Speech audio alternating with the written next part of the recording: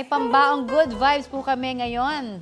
This for the weekend, di ba? Proud ang parents sa anumang achievement ng mga anak nila.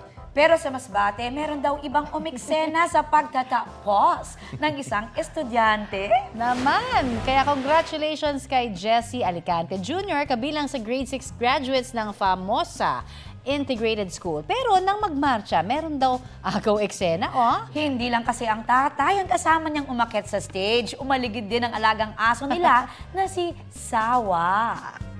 Tila anino raw talaga ni Jessie ang aso kaya pati ang graduation, no exemption.